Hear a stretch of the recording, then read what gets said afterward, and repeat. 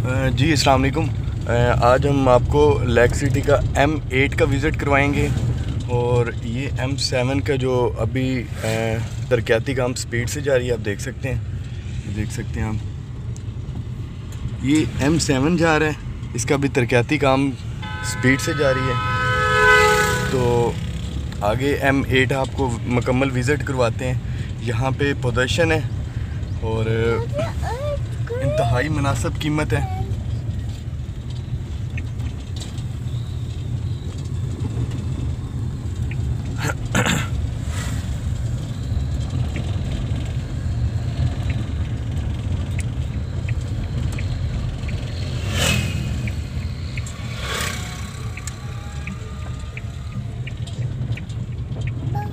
जी आप देख सकते हैं ये M8 की मेन एंट्रेंस है।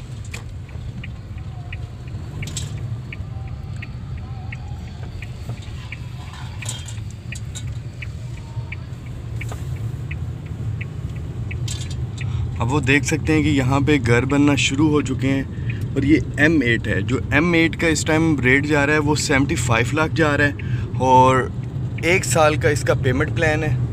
100% ये LDA से अप्रूवल है। ये देख सकते हैं आप, घर बन चुके हैं, काफ़ी ज़्यादा पार्क्स बन नहीं हुए हैं, घर अभी स्टार्टिंग हो गए हैं